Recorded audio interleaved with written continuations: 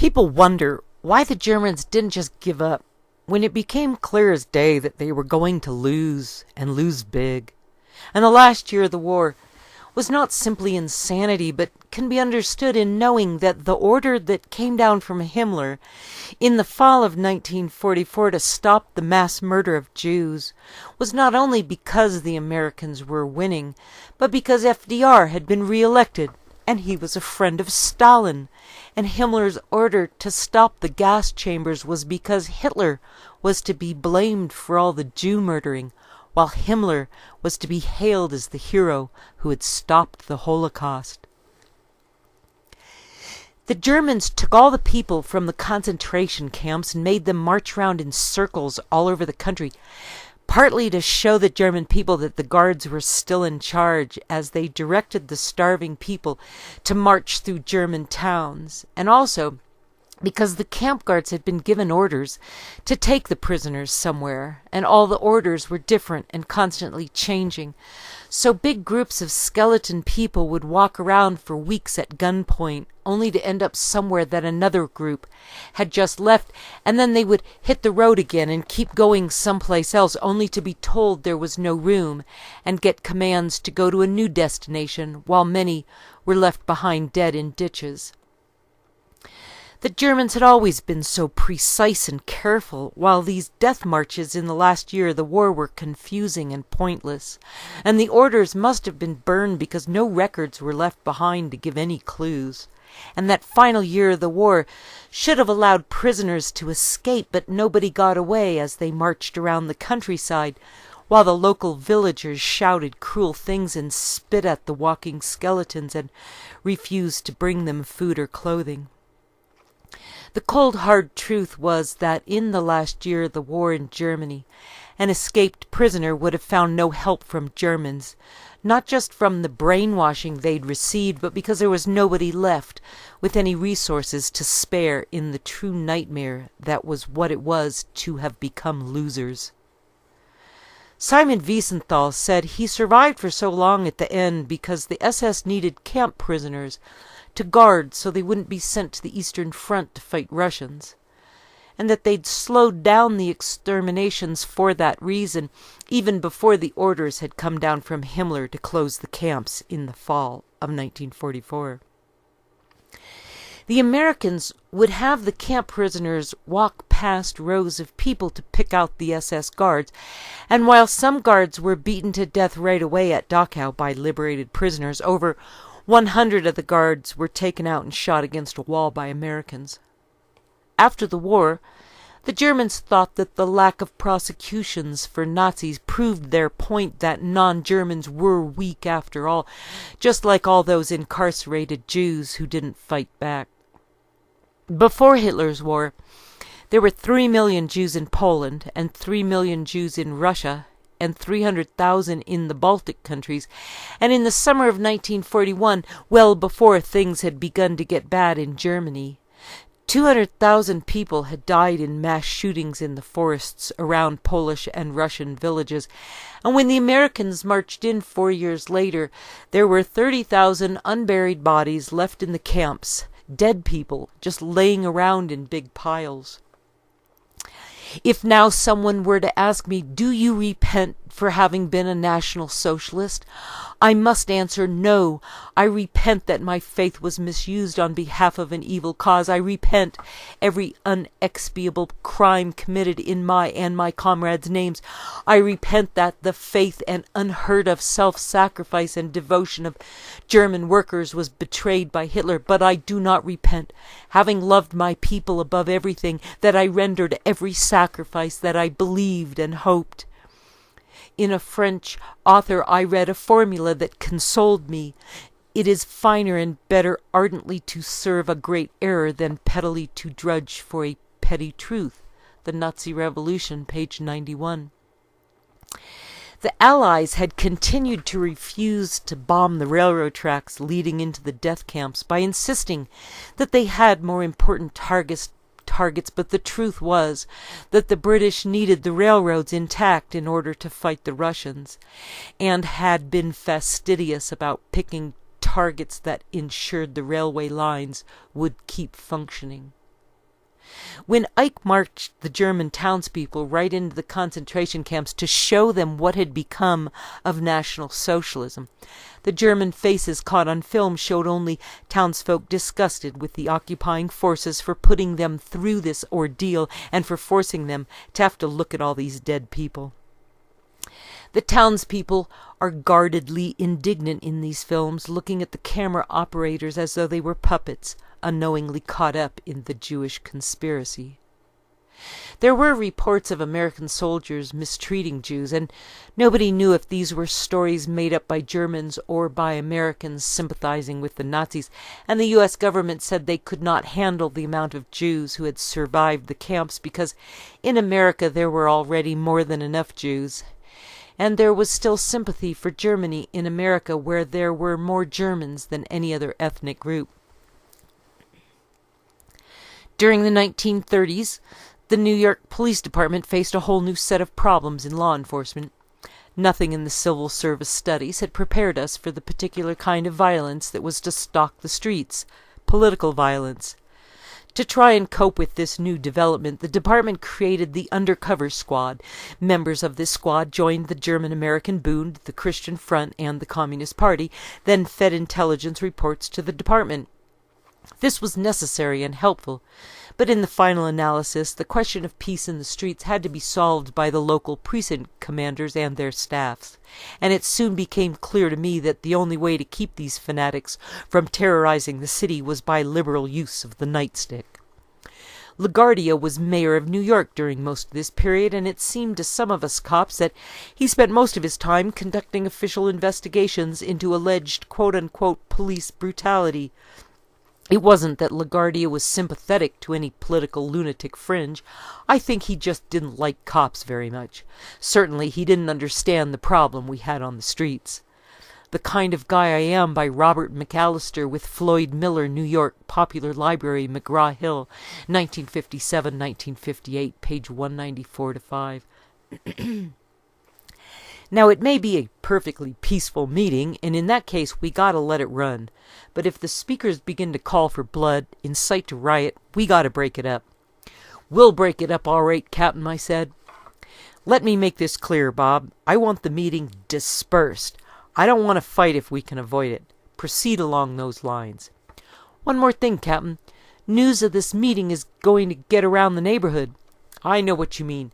The Jews have taken a lot and are getting restless. Go and talk to them. Convince them it's for their own good to let the police department handle this. Yes, sir, I said.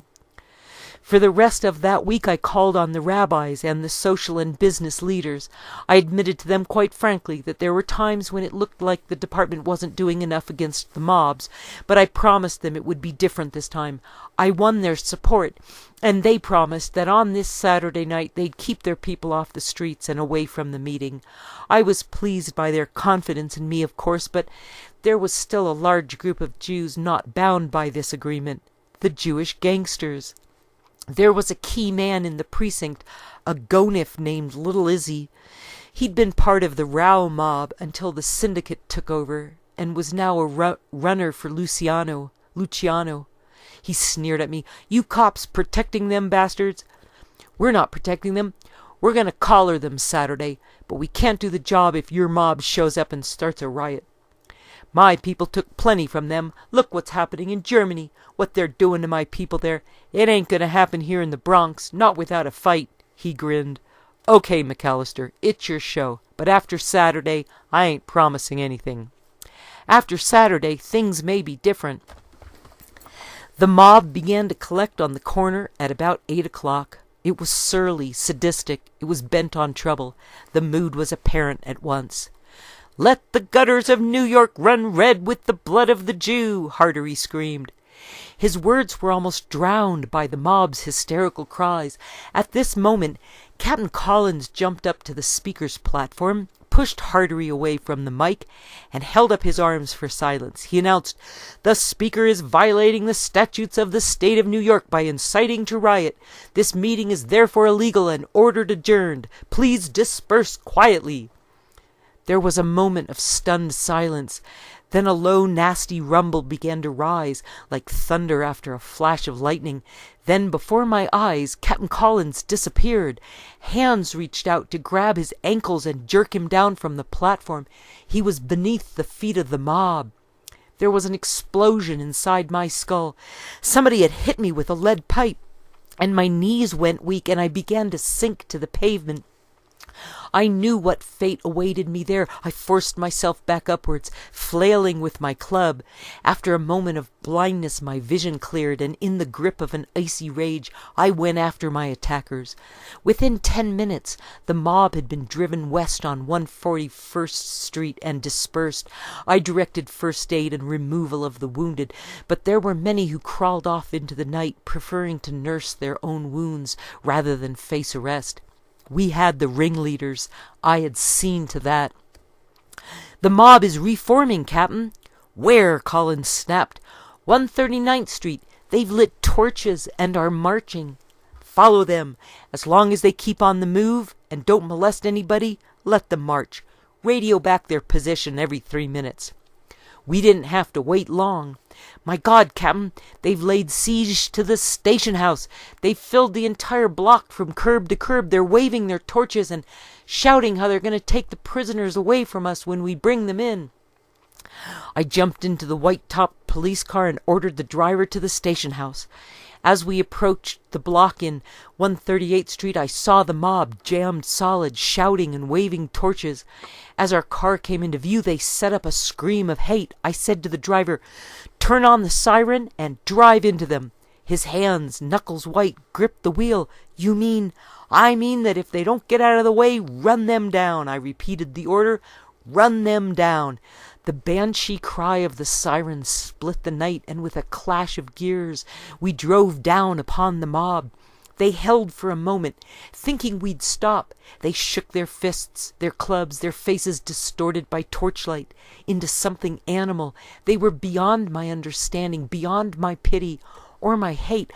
I felt only a deep revulsion as for something straight from hell. I cried hoarsely, "If they don't open up, run them down." They broke at the last moment. For some it was too late, and our fenders caught bodies, sending them reeling and crying in anguish.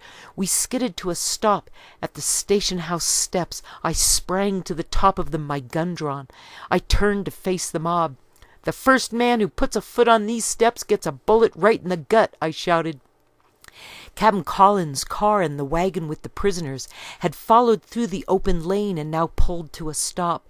The prisoners were herded out of the wagon and into the station house, and not a member of the mob dared raise a hand. There followed the usual charges of police brutality and the usual LaGuardia investigation. The important thing is that the men we had arrested went to jail, and the back of the fascist movement in the Bronx was broken. Never again did they dare to go hunting for Jewish blood. The kind of guy I am, page 201-8. Typical of our trouble with the communists was the long and bitter strike at the National Urn Bag Company. We'd received word from Captain Donnelly's undercover squad that this strike was to be led by the Communist Party and was considered extremely important. As the strike dragged on for week after week, enough employees reported for work to keep the plant in operation, and the communist newspaper Daily Worker became shrill in its abuse of the police. We were fascist troops at the command of Wall Street imperialists. We were labor haters who want to turn the nation into a concentration camp. Then came a tip from the undercover squad that on Monday the picket line was to be reinforced even more, and that it was going to charge the plant and wreck the machinery. Monday morning the picket line swelled in size and took on an ugly mood. With chilling animal cries they came at us. I rallied my reserves for a last-ditch stand in front of the entrance. Then they were upon us. The entire street was a wild melee of fighting men, but this particular communist was deadly calm and purposeful.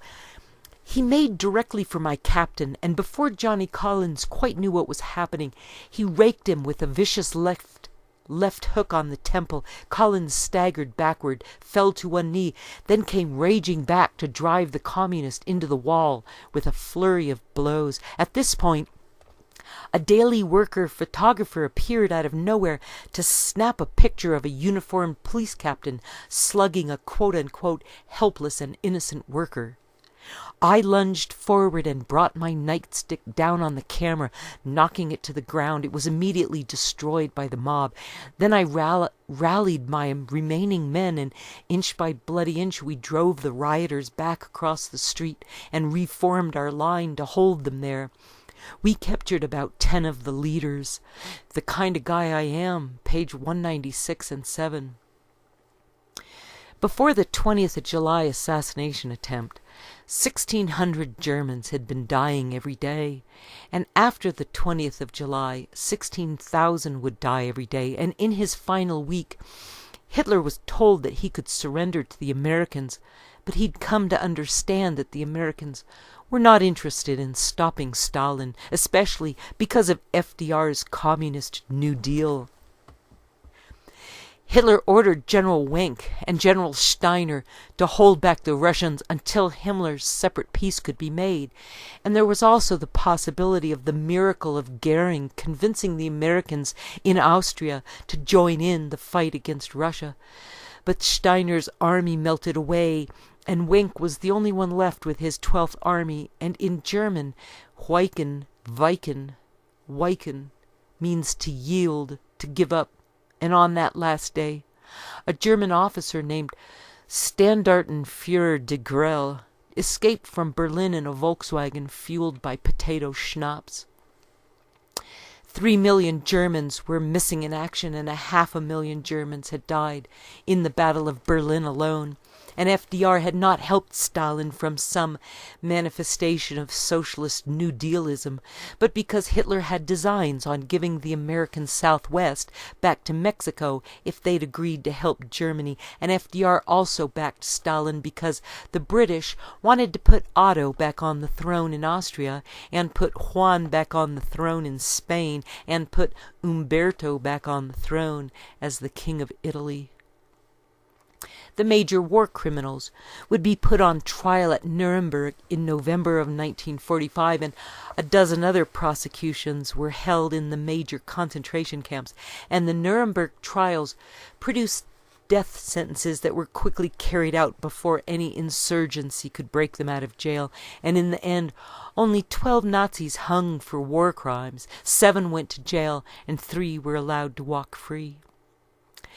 After 32,000 SS had been put in prison at Dachau, the lion's share had to be released shortly thereafter to help rebuild Germany, and houses formerly seized from Jews were still occupied and being used by the new owners, even with bloodstains still on the walls. After the fall of the Nazis, Jews in Europe continued to die at the hands of Poles and Germans and Lithuanians and many others, and when Jews came out of hiding when the war was over, they were murdered by the locals anyway, and non-Jews continued to desecrate Jewish cemeteries, stealing the headstones and stone structures to use as building material.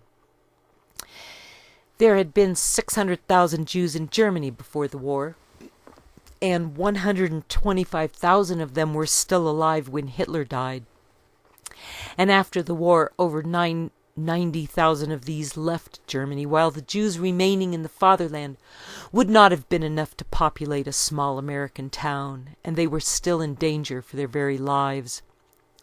The British made life for the refugee Jews as unpleasant as possible, hoping they would get tired of living in refugee camps and go back to Germany, giving up on the idea of going to make a homeland in Palestine. The British in Austria sought to compel the Jews to rehabilitate themselves in Poland. The British position was based on Bevan's assumption that it would mean Hitler had won the war if the Jews left Europe. Behind the Silken Curtain, a personal account of Anglo-American diplomacy in Palestine and the Middle East by Bartley C. Crum, New York, Simon & Schuster, 1947, page 138.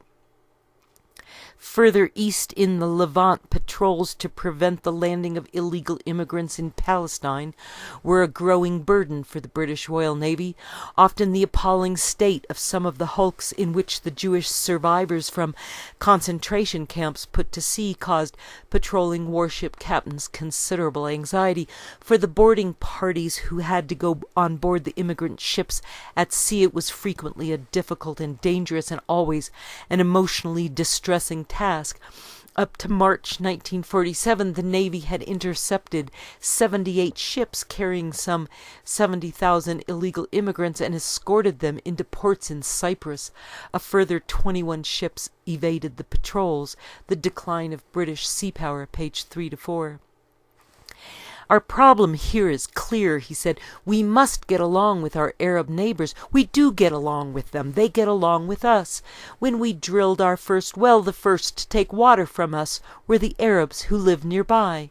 Behind the Silken Curtain, page 204. During the Arab disturbances of 1936 to 1939, the secretary told me, many Arab villagers warned their Jewish neighbors of attacks. More Arabs were killed by Arab raiders than were Jews, principally because Arab villagers refused to give up men, donkeys, and food requisitioned by Arab mercenaries. Behind the Silken Curtain, page 205. Attack after Arab attack was beaten off, yet I was told in that period there was not one act of reprisal on the part of the Jews. They practiced havlaga, self-restraint, based on the conviction that Zionism was a movement of the highest moral quality and that in its consummation no harm should come to innocent people. Behind the Silken Curtain, page 217. Once in an Arab village, we came upon a kibbutz member adjudicating a dispute between two Arabs, and I was gratified to learn that he'd been a lawyer in Berlin. Behind the Silken Curtain, page 205. Left alone, I was told by both peoples they would get along, and slowly this same conviction grew in me, and slowly it became definite truth to me that at every turn, whether covertly or overtly, whether by design or through ignorance, pressures were at work upon both people to keep them, if possible, at each other's throats. Behind the Silken Curtain, page 230. His entrance into the room disrupted our hearing. Although another witness was testifying, the moment the door opened and the audience caught sight of the figure so familiar to them in newsreels, they burst into applause. With his great mane of flowing white hair reaching almost to his shoulders, with his slow step, he looked like a patriarch stepping out of a biblical tale. Judge Hutchison rapped sharply for order. Later, when Dr. Einstein's turn came, Judge Hutchison said, "Now all who feel I have restrained them from giving an appropriate welcome to Dr. Einstein may do so." The room echoed with applause. Dr. Einstein murmured to a friend beside him, "I think they ought to wait first to see what I say," and he shuffled forward to take his place on the witness chair. Behind the Silken Curtain, page 24 to 5. Einstein blamed the British government for the troubles between Arabs and Israelis, saying, "I find that the British rule is based on the native. Do you know what that means? I find that everywhere there are big landowners who are exploiters of that race of people. These big landowners, of course, are always afraid they will be gotten rid of." By this time, even we American members felt a sense of shock. I stole a covert glance at some of my British colleagues. They were obviously deeply pained. Still in the best of humor, Dr. Einstein proceeded to say, in effect, that the British Colonial Office sponsored Arab-Jewish clashes because if the two peoples united, both might discover that they had no need for foreign rule. Behind the Silken Curtain, page 25. These hearings concerned just the 100,000 who had survived in Germany and Austria and had no homes left to go to, although 10 times that many wanted to get into the Holy Land because their former neighbors had tried to have them murdered and had succeeded in having their families murdered, and there was plenty of room in Palestine that was a desert with only a small fraction of Arab lands under cultivation. There had been a lingering hardcore Jewish presence in the land of the Bible, and 60,000 Jews had moved to Palestine in 1933, and they had studied Hebrew before they came to the Holy Land, and many had learned farming or carpentry or machine skills, and they came to kibbutzes where German, Yiddish, French, Italian, Serbian, Polish, and English were spoken. Many Arabs told the Americans that the Jews would be welcome in Palestine because they thought the Jews would be useful in improving the countryside, and more than a few hoped their presence would also help improve their Muslim culture. The Arabs had blamed the state of their backwardness on the British, and they wanted the British out, even if it meant making a deal with the Jews. The Grand Mufti had really liked Hitler, mostly because Hitler wanted to kick the British out of Palestine, and the Arabs thought that Palestine really belonged to Iraq, where the British had a large presence. So working with the Jews and the Americans opened up new horizons in the Arab world. The British had been ensconced in Arabia to protect their trade routes to India. But after Lawrence of Arabia had betrayed his Muslim friends after the Great War, the Arabs were no longer willing to deal with the British, and the cultural divide between Arabs and Americans was even smaller than between Americans and British, where the close quarters and constant confusion of command during Hitler's war had widened the disparity between these two brothers born from the same mother tongue.